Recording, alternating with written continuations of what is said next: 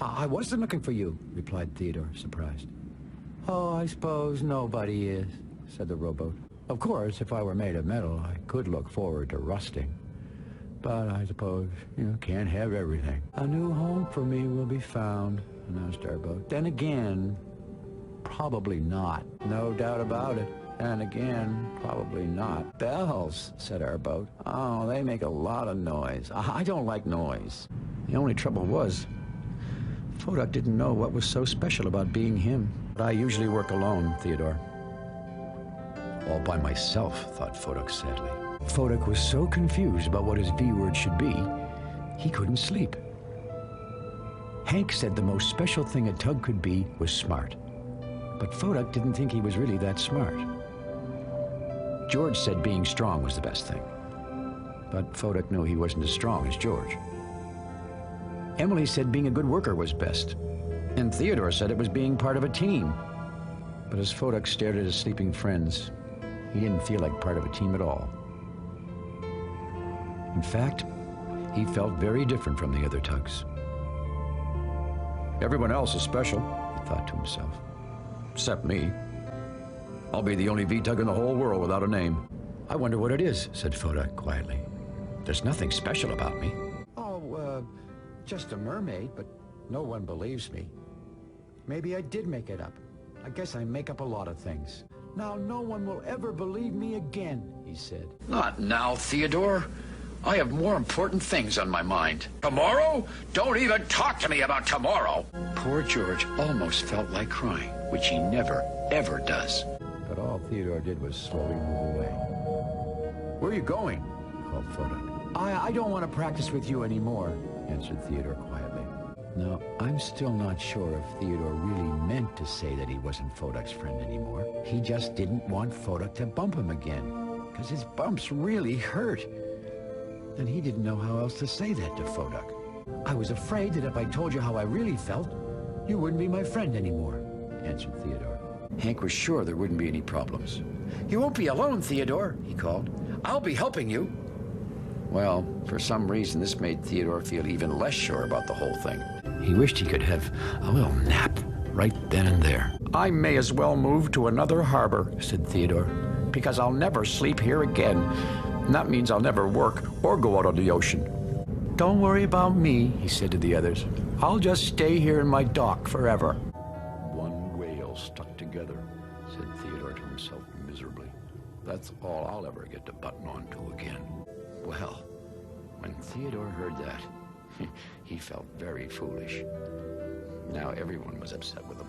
Just then, they noticed one of Kirby's telephone poles floating in the water. Well, that reminded Theodore of what had happened with Kirby, and that made him feel even worse. Other ships don't seem to want to talk to me. Maybe it's because I'm different. Or maybe because I'm old. Years ago, before the motor ships came along, there were many, many sailing ships here in the big harbor. But now I'm the only one left. Theodore and Hank were disappointed. Well, they didn't want to wait. They wanted to do something. Theodore was floating along, thinking it seemed like the pilot boats didn't care about what he did. If they did, they would know that 3 jobs at the same time were 2 too many. It was very hard being a tugboat in the big harbor when no one listened. It's a very small plan, really, he said to himself. And I probably won't win the contest. Oh, well.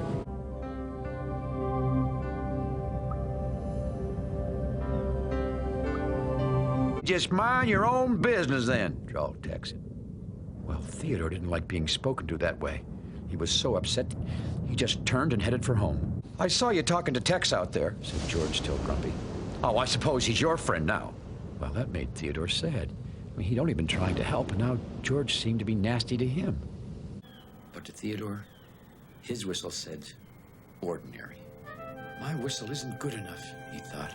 I wish I could have a more important job, Theodore said to himself. But I have a question. Well, what's that? Asked Hank. How can anyone sleep during the day? Said Theodore. Oh, hello there, Theodore.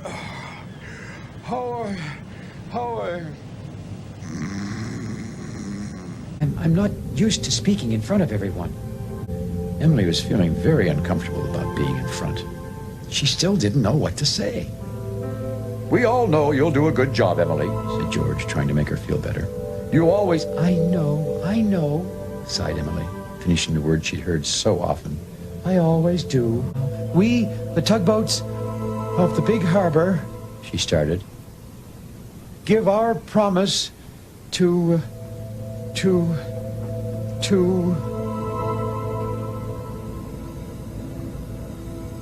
And then she simply stopped. It was the moment she'd been most worried about.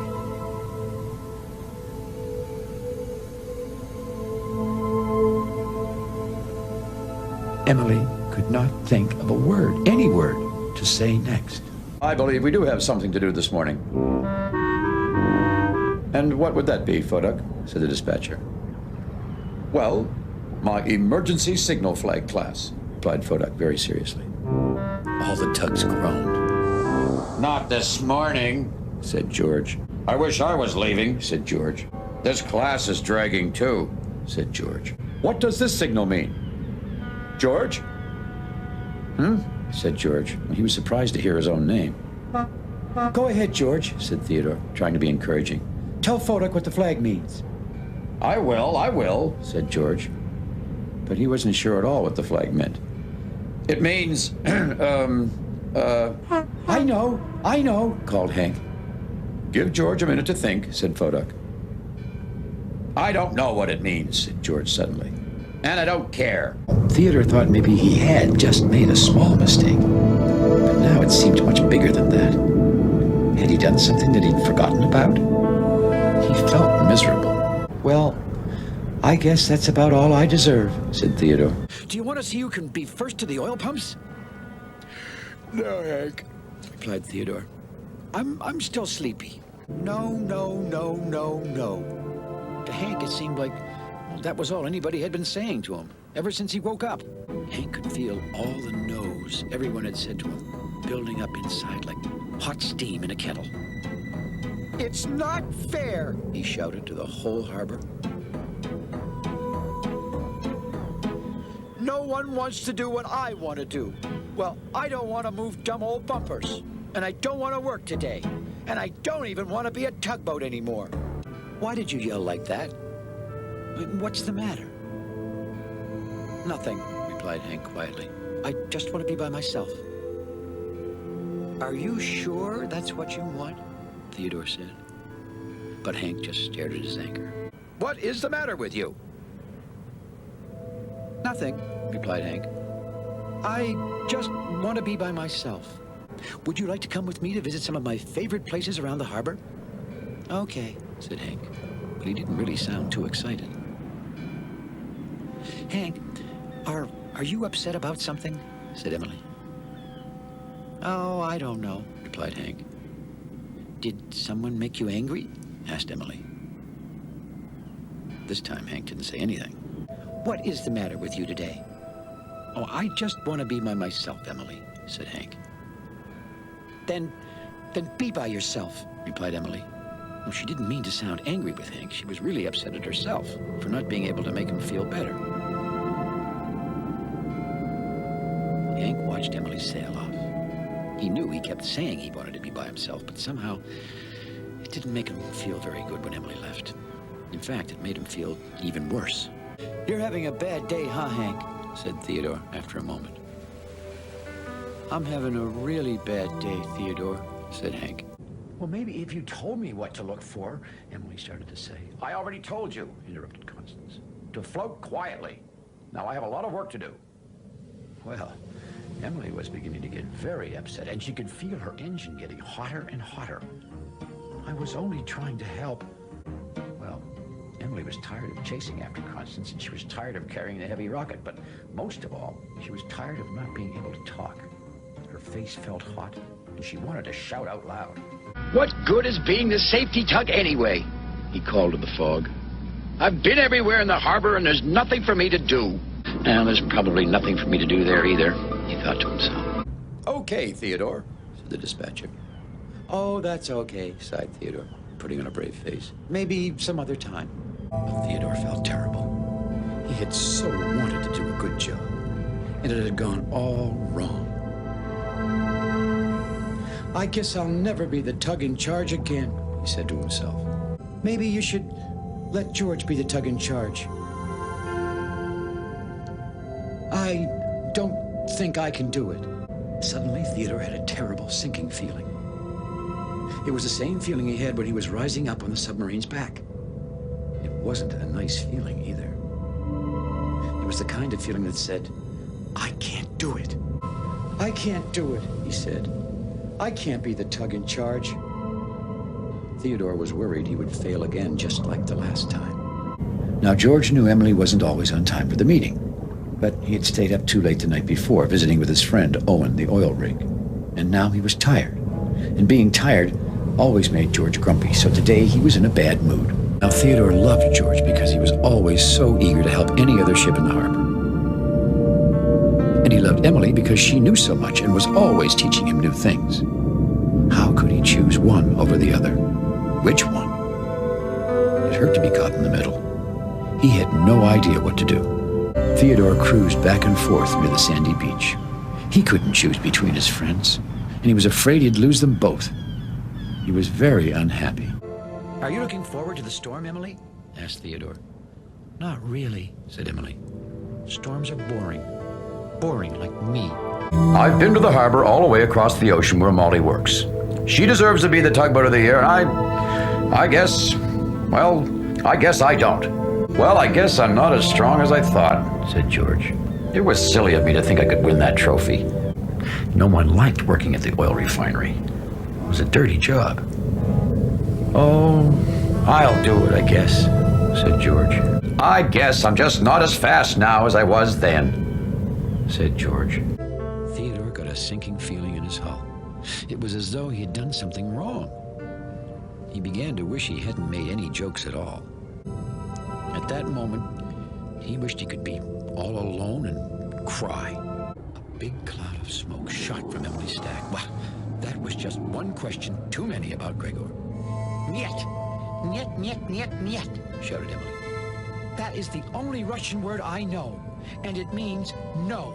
No, I have not met Gregor, and I will probably never meet Gregor. I have to take this lifeboat to Catherine, and then I have to inspect all the rest of the anchors on all the ships in the whole harbor. But today, Theodore was feeling tired. He'd been working very hard lately, moving Barrington back and forth across the harbor. Well, we may as well get started again. Sorry, Barrington, said Theodore, but I'm really very tired today. Theodore yawned a great yawn. He hadn't slept very well because he couldn't stop thinking about all the things he would do if he had a day off. You see, well, I'm very tired today, and I think I really need a day off.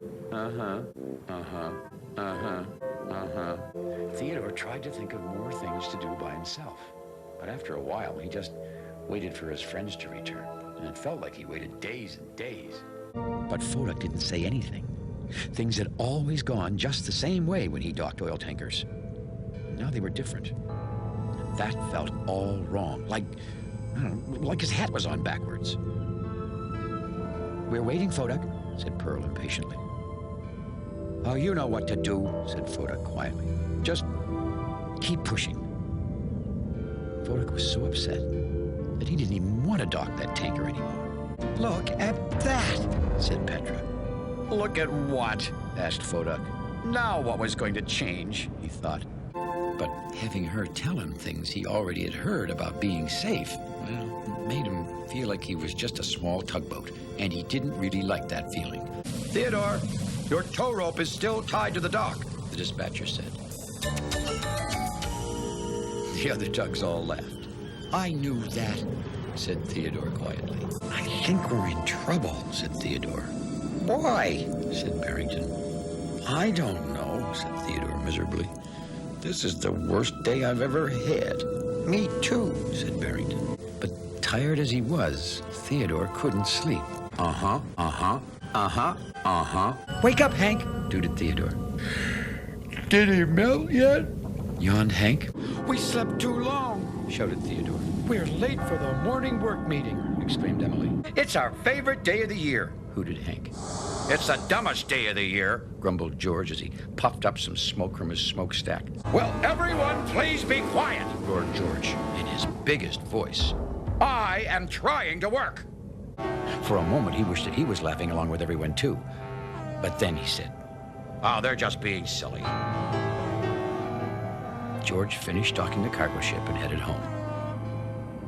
I'll sleep until this whole dumb day is over, he grumbled.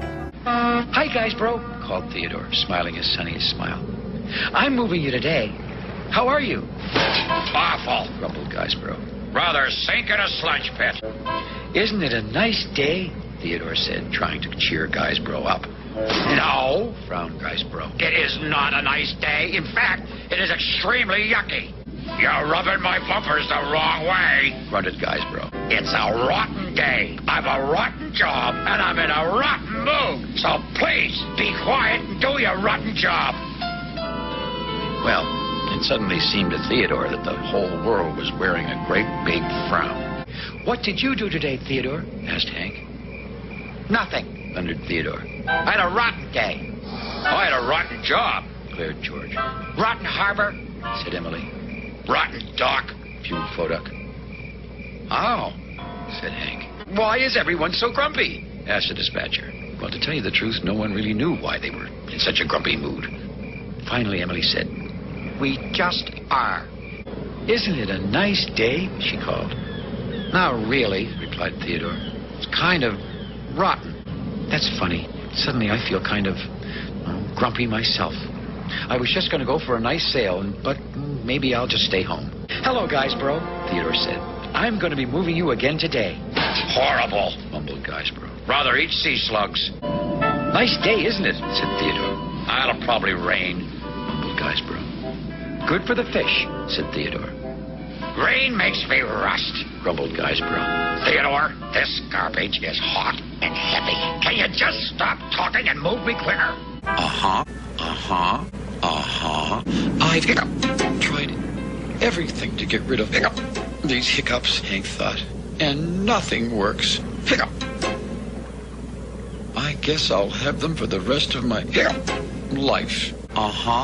Everyone always forgets about me, Hank said to himself. Oh, this is the worst job I could ever have on my birthday, thought Theodore. It felt nice to finally hear someone wish him happy birthday. Theodore was still a bit sad. I guess it wasn't the kind of birthday I was expecting, he said. Theodore did not sleep well that night. The next morning, he kept hoping and hoping the problem with his engine had gone away by itself, but it hadn't. He wasn't feeling any better. Oh, moaned Theodore. Oh, I don't feel well. And Foduck most of all. Who? Like, what? Where? What? He called out. He felt anything but calm. I'm sore all over, said Hank. I still don't feel very well, added Theodore.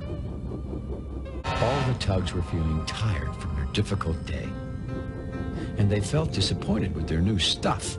Well, it seemed like all the air in Theodore's bumpers was leaking out. He felt smaller and smaller and smaller. He wanted to make a big new friend, but Cumberland wasn't being very friendly at all. Theodore watched and watched all that night. By the time the first faint light of the new day was beginning to shine, he was very sleepy.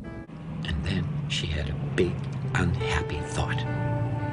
No one likes me. Emily was so upset that at first, she couldn't speak. How could her friends think that she took Buena Vista? Go tell the dispatcher if that's what you think, she finally shouted. I don't care if I do get in trouble. You're all being silly. She turned her back on her friends. Oh, well, nothing'd make me happier, grumbled Guysbro. Just what I need. More garbage. Phooey. Oh, my pleasure entirely, scowled Guysbro. Anytime you got garbage, just dump it right on me. I just can't get enough smelly, stinky, yucky, crumbly, goopy, gunky, drippy, droopy garbage. Well, thinking of becoming a garbage tug? Cried Garsborough. Oh, you won't be sorry. Nothing better than floating around all day in the hot sun with a big pile of extremely rotten, stinky garbage. Unless it's also mucky and moldy and filthy and full of fleas and banana peels. Goodbye, guys, bro. Called Emily. I cannot work in this hat, said Emily. It's silly and dumb, and it feels different. Besides, no one knows who I am. I want my old hat back. I'm never going anywhere in this silly hat. Somehow, without her old hat up there on her head, it felt like nothing would ever be right again. Girl tugs can't do tug-of-war. Well, when Emily heard this, her engine suddenly felt like it was boiling. She just floated off without another word. I see you're not working today, said Constance, chugging along. Oh, I just don't feel like it, replied Emily. Just thinking about George made Emily angry. It's not fair, thought Theodore, feeling a little angry at Foduck. He thinks I'm not serious just because I was practicing with Bedford. Theodore was feeling a little shy because Foduck's warning to him had turned out to be true. Then Theodore felt an even worse feeling than before. The feeling that there was nothing he could do about it.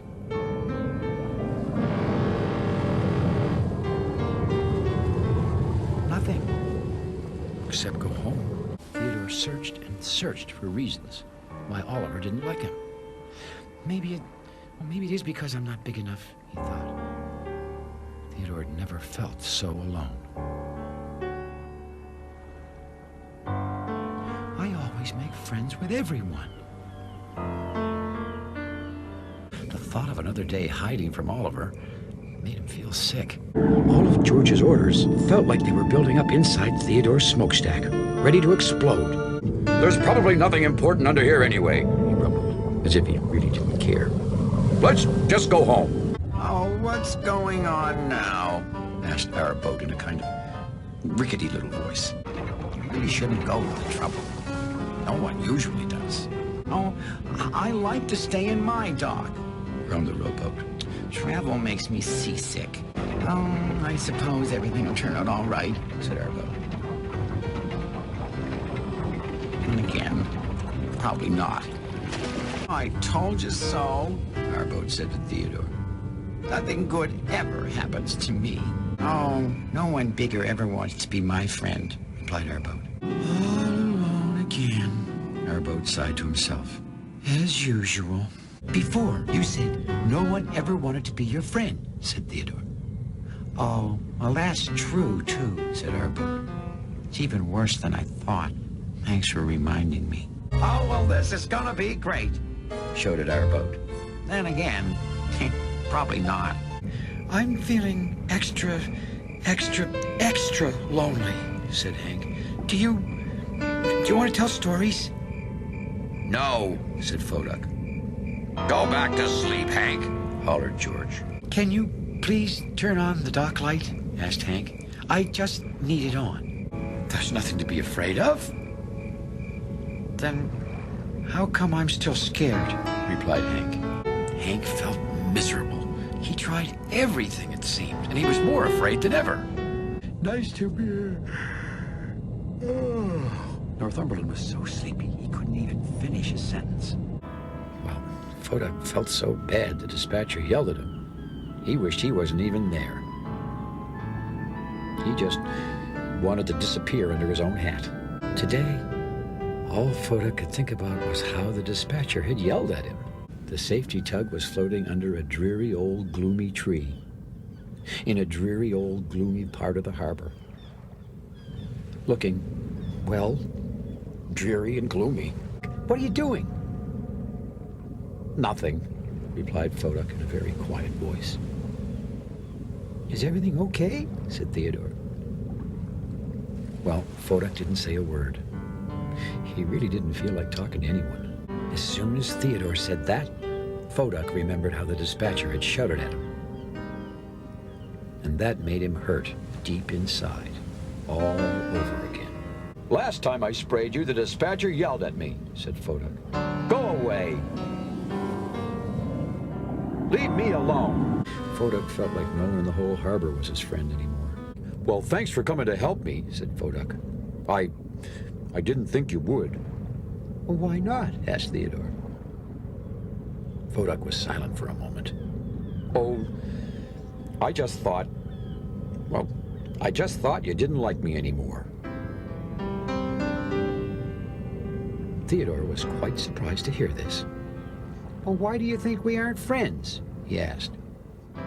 Oh, replied Fodak, because I yelled at you before. Oh, you were just having a bad day, said Theodore. Digby, he felt like there wasn't any room for him anymore. Once again, with all the tugs crowding around Dartmouth, Digby felt like there wasn't any room for him. Well, it suddenly felt like all the air had leaked out of Theodore's bumpers. Dartmouth was leaving. Theodore was so surprised and upset, he couldn't think of anything to say next. I don't want Dartmouth to leave, he said softly. I don't want to say goodbye. Saying goodbye felt like losing a friend, and that felt awful. Well, I don't want to see anyone anyway, George grumbled to himself.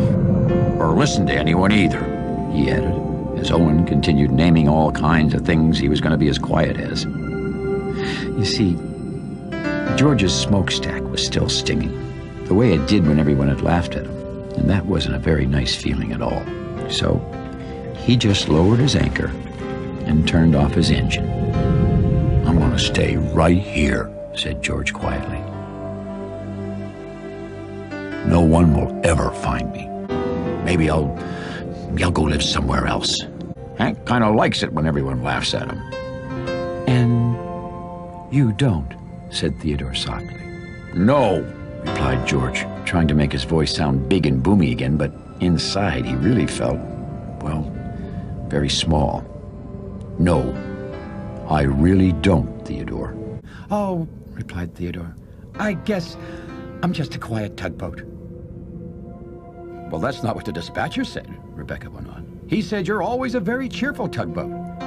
Well, said Theodore slowly, not today, I guess. It's fine if you don't feel cheerful right now. I don't always feel cheerful. Like when you wanted to do something and you couldn't? Theodore asked after a moment. Sometimes, said Rebecca. Me too, called Northumberland. I can't wait. That's a rotten day, A grumpy voice said. and I've done plenty already, Continued Guysborough. most of it extremely stinky and steamy. I'm a garbage barge. Griped Guysborough. Can't move by myself anyway. Not that I want to. Nowhere worth going in the first place. Nope, nope, nope, I'm not working today. snapped Guysborough as soon as he saw Theodore coming towards him. See? Said Guysborough. No one cares about me. Nope, said Jasper. I thought so too. Nope, Well, no one needed me before. grumbled Guysborough. Nope, added Jasper. Just what I thought. Said Guysborough. I'm a garbage barge. Griped Guysborough. Can't move by myself anyway. Not that I want to. Nowhere worth going in the first place. Nope, added Jasper. I thought so too. Said Guysborough. Nope. Oh, very busy day today, replied Shediac. Very busy indeed. First we sit here for a while, nice and still. And then we sit some more. And after that, we can blink our eyes. Or squint if we're up for it. I really look forward to that. Exploring alone just wasn't as much fun. And after that, we still sit some more. Shediac was still telling Theodore about all the things to do on land. And finally, concluded Shediac, we close our eyes and fall asleep. Oh boy, what a day. Well, Theodore was half asleep already just thinking about it. He was starting to feel kind of fidgety from sitting still so long. Well, Hank stopped.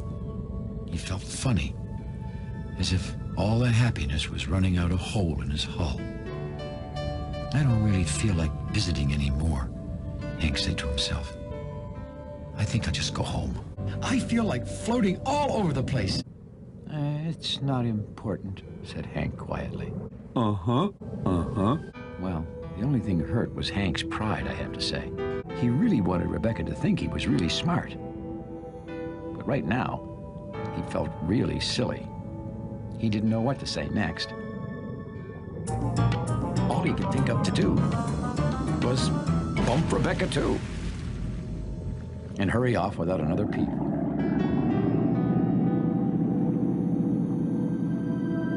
Oh boy, oh boy, oh boy, oh boy, he said to himself. Well, why did I do that? Well, Hank suddenly wished he could just sink to the bottom of the harbor like a submarine. Is something the matter? He asked finally. No, replied Hank right away. I don't know, he added.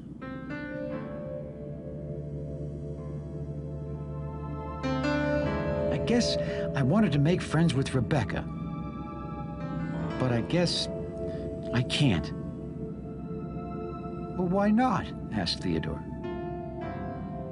Making friends is hard, answered Hank.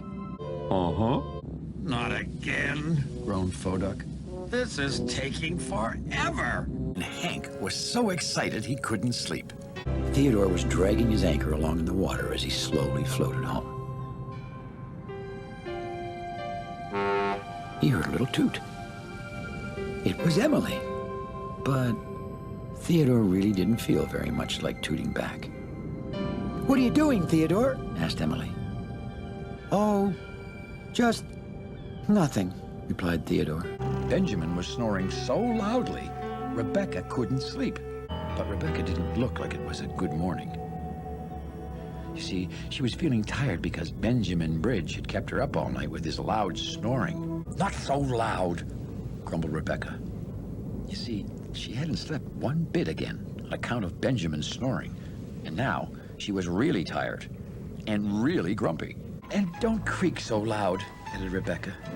Everything today seemed to upset her. Theodore didn't really know why Rebecca was so upset, but if she was upset, he decided to be upset too.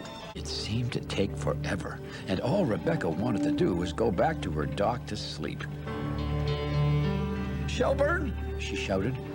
Hurry up, I don't have all day. Theodore didn't say a word, but he kind of felt glad that everyone thought it was another boat, and not him.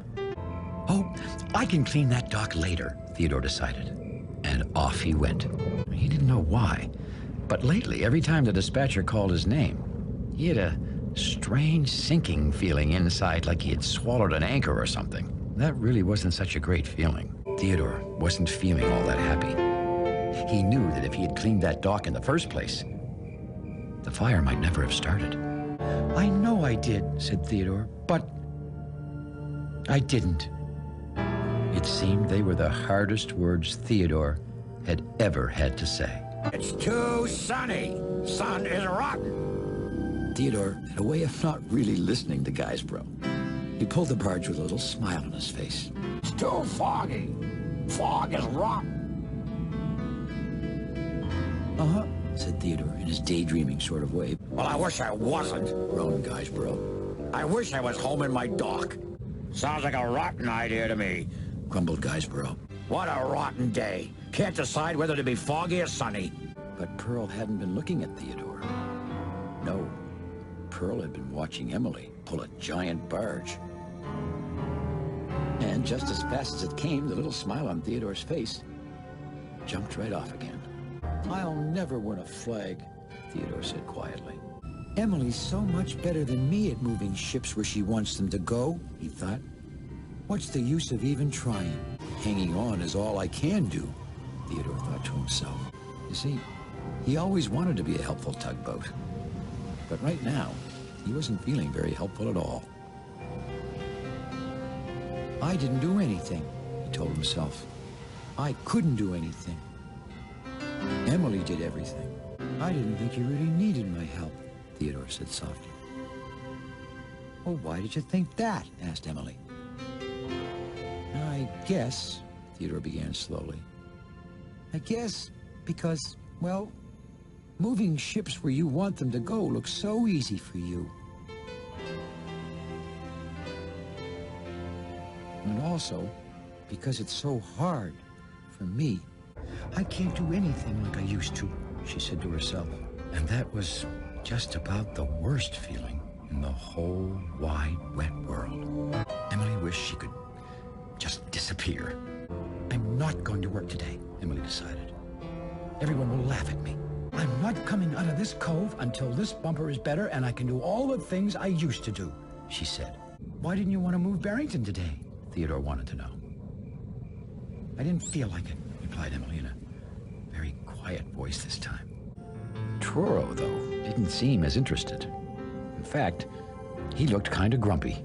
Even if they were, it seemed like kind of a mean thing to say. It made Theodore just want to go home right then and there. Promise to come back soon, Theodore? The little Dory asked excitedly. Sure, said Theodore, who wasn't really sure he wanted to come back at all. Goodbye, Dorothy. And, goodbye, Truro. But Truro didn't answer. He was at the dock, pretending to be too busy even to say goodbye. I better go now. I got things I have to do. He felt sad as he drifted away from storytelling time. It seemed like his iceberg had just melted away. Nobody wanted to hear his story anymore.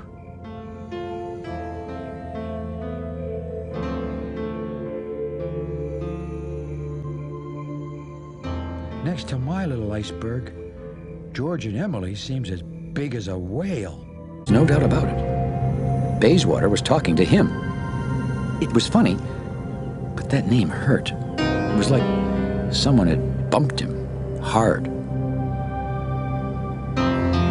Bayswater just laughed. Funny name, huh? He said. Uh-huh, Hank said slowly. But he still wasn't really sure why Bayswater had called him that. He wasn't sure he liked it. Just then, Hank had a horrible feeling. Theodore? He called softly. What is it, Hank? I really have to go. I think I did. I think I did call him that. You what? Said Theodore, glaring at Hank. Hank? Oh, sometimes you're such a bumperhead.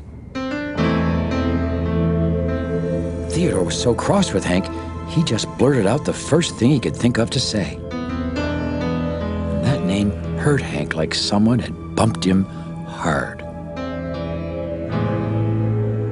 And the next thing Hank knew, a big wet tear appeared in the corner of his eye. Theodore, you hurt my feelings, he said. Well, when was the last time you checked your oil, Theodore? The dispatcher asked. I can't remember, admitted Theodore. I think you'd better go check it now, suggested the dispatcher.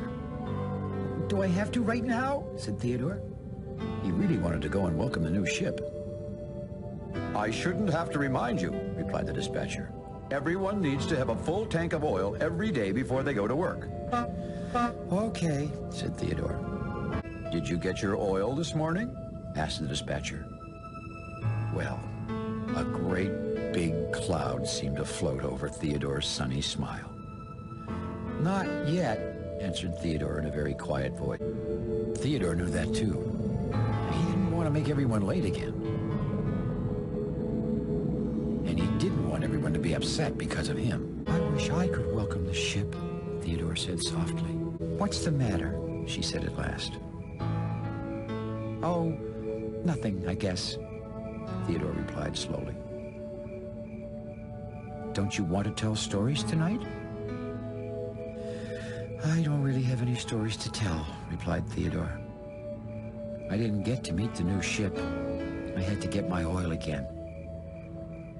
I'm sorry you didn't get to welcome the new ship, said Emily.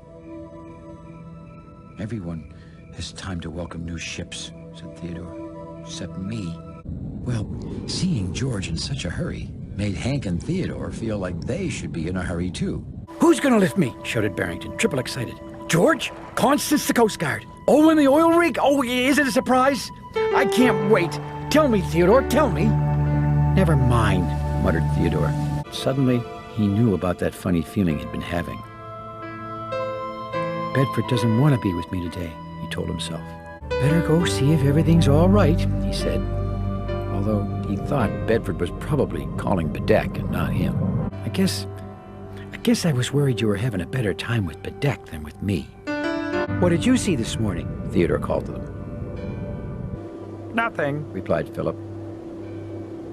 like we always do. Added Fillmore. It's not fair. Explained Philip. Fillmore got to go away, and I still have to go back and forth all day, seeing the same old things. Talk about doing the same old thing, Blared Benjamin. I'm up here day and night, and I never even move. Oh boy, that's really boring. As soon as he heard this, Fillmore felt sad. Well, I didn't mean to worry anybody, He said, I just wanted to have fun, like you always do. Ferry boats never have any fun. I know how you feel, he began in a gentle voice. Everyone wants you to do something that, well, you don't want to do. Hank looked around at the faces of the other tugs, all smiling at George. I wish I had a better story to tell, he said to himself. But I didn't even raise it, Hank said sadly. I ran out of oil and I almost crashed. I wanted to have the best story, but instead, it's probably the worst story ever. Theodore groaned. How could towing one barge be so much fun, he wondered, and towing two so much trouble? It was hard work listening to them. They bickered the whole way. The dispatcher knew how difficult that must have been for Theodore. Well, all this fighting was too much for Theodore. Is not. Is too. The barges were so busy bickering, they didn't notice him sail away. Is not. Is too. Is not. He needed some peace and quiet to figure out what to do. It seemed like he was the only one who didn't have flags, and that kind of made him feel like a frog in a big tank full of fish. Like he didn't belong. No, replied Chester. No, I don't have any flags. I never have flags, and I'm the only one in this entire harbor who has no flags. Even a container has a flag. But not me, okay? I'd really like it if you stayed, puffed Theodore. I don't want to, replied Chester quietly. Because you don't have any flags? Theodore asked. Well, Chester didn't say anything for a moment. Everyone looks like they're having a really good time, he began slowly. And I'm the only one without any flags. Hank followed along behind Constance. His engine was beating so loudly, he was sure they could hear him all the way back to the big harbor. Oh, he hoped he hadn't done something wrong. Hank was so excited about visiting Owen again. He hadn't slept all night. Hank slept in.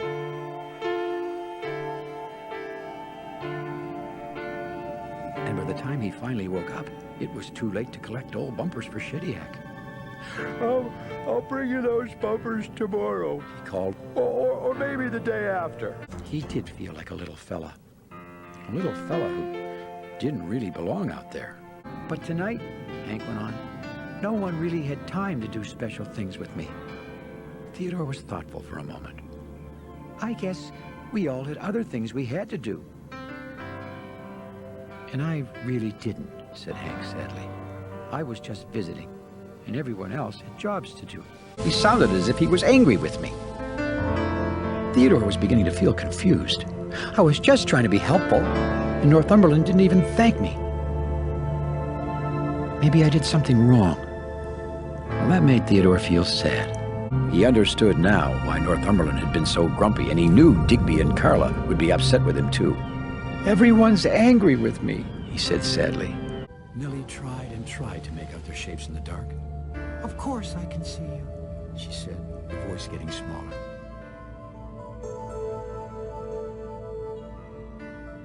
It's just that you're kind of fuzzy. Gee, Millie, said Theodore in a soft voice. If you can't see us very well, maybe you should go to the repair dock for help. Well, Millie knew that Theodore was right, but she didn't want to ask for help. What What if they couldn't help her? I'm going to practice search and rescue with you, announced Carla. Oh, great, said Theodore in a kind of funny-sounding voice. But Theodore wasn't so sure he wanted to go. You see, he thought Carla was kind of, well, bossy. I think I have to go home, said Theodore. I have some other things to do. Let's try follow the leader instead. I'll be the leader. Ready, set, stop, shouted Emily. Carla's bossy, explained Emily. And I just didn't want to do anything with her. That's why I didn't want to come with you too, said Theodore. Carla is bossy. I guess we better go tell her I'm okay, sighed Emily. I hope she doesn't boss us around. Me too, said Theodore. I was afraid you didn't want to see me, said Pugwash. Well, I was afraid, well, you were going to bump me, Northumberland said. I don't do that anymore, said Pugwash. The big sun had fallen asleep right in the middle of the harbor. Then I visited you. I mean, I'm still visiting you, and, oh, what was I saying? Frowned Theodore. Theodore, Bedford interrupted. I think I'm tired now. Tired? Repeated Theodore. But Bedford, you haven't done anything today. I know, said Bedford in a very quiet voice. Theodore, said Bedford, you sure have a lot of friends. Oh, everyone in the big harbor is my friend, said Theodore. And it sure sounds like you have lots of fun with them, continued Bedford. Sure, like us. Oh, we have lots of fun together too, said Theodore. I tell you things and you listen. It's not the same, said Bedford. Theodore was so surprised and upset that it felt like something had broken deep inside his engine. Emily hadn't slept very well, and she could barely open her eyes. Now Emily saw Theodore grinning too. She didn't say anything, but she had a funny feeling Theodore wasn't exactly telling her the truth. I can't trust anyone around here. I'm going to find a place where nobody can bother me, she said to herself. And I'll sleep all night and all day. Maybe 2 days, she yawned. Sun makes my garbage extra stinky, snarled Guysborough. And salt water makes my rudder itch. The smell of rotten garbage in the morning. Guysborough hollered at the twins. To some, it's horrible. To me, it's disgusting. Do you have a load of yucky, stinky garbage? Guysborough shouted at the sub. Dump it on me. That's what I'm here for. I'll be in a worse mood tomorrow, griped Guysborough. No one ever says hello to me. I am a floating disaster just waiting to happen. I hate being clean, groaned Guysborough. I'd rather float around and let the flies bother me. At least they like me. Nope. This is a complete waste of valuable time, shouted Digby. He quickly filled his tank and tried to make Emily hurry too. Are you done yet? Are you done yet? He kept asking her. Now that I wouldn't know, Digby said. I don't have much of a memory for things I never did.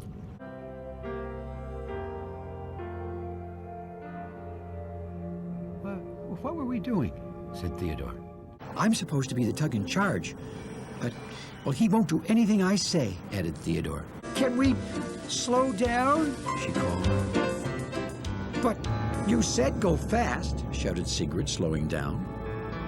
But saying I want to go fast is different than going fast, said Dorothy, all out of breath. The farther the better, said Dorothy, holding back a great big yawn. And when I get there, I'm going to stay up all night. Foduck, grumbled George. Go somewhere else and do that. We're not tired, said Bayswater. We're very restless, added Brunswick. Theodore knew it would take Hank a long time to clean up the beach, but he didn't want to sound bossy and tell his friend to get right to work. I'm a barge, grumbled the grumpy barge. I can't move by myself. Not that I want to go anywhere anyway. Fun, griped Guysborough. Don't see the point in that either. I need a good vacation. Theodore was about to tell Hank to start work right now, but after all, he was Hank's friend. And he was starting to feel like Hank wouldn't be his friend anymore if he made him stop having fun. Once again, Theodore didn't know what to say. The day would soon be over, and no one had done anything. Theodore tried to open his mouth and shout, "Stop! Come back! You did it all wrong!" But he couldn't. He just knew that George wouldn't listen to him. Nobody was listening to him. Well, did you tell them what you needed them to do? The dispatcher went on. Yes, answered Theodore. That is, Well, not exactly. Well, why not? Asked the dispatcher. I guess I'm just not good at being in charge, Theodore replied. I'm afraid my friends won't like me if I tell them what to do. Maybe it would be fun to do something together, Theodore called to Constance. It would? Repeated Hank. Theodore nudged Hank. The Tugs didn't say anything, but they both felt like going home. Does this mean I get to go next? Said Hank. I was behind George. Hank? I was only asking, said Hank. Ouch! He cried. Jumping jellyfish. Mind me jibbity spiggity jipping joists. What did you say, Digby? Said Hank, turning back to him. Hank didn't know that Digby had scraped his hull on the rocks. Nothing. Mumbled Digby, who was too upset to say all that again. He scraped me really good. Concluded Digby. So now, I don't trust Hank to move me. Did you actually do anything today? Well, admitted Hank, no one seemed to need me. Digby says you scraped him yesterday, Theodore continued. I did, said Hank, surprised. And now, no one wants you to move them, said Theodore. But why not? Hank wanted to know. I am a tug in charge, just like you are. I guess, Theodore said, when I move ships, I'm really careful. And I'm not, Hank said sadly. Being a tug in charge is impossible. Hank will do a very good job, smiled Theodore. He'll be very careful, right, Hank? Right, Hank agreed. I hope, he added.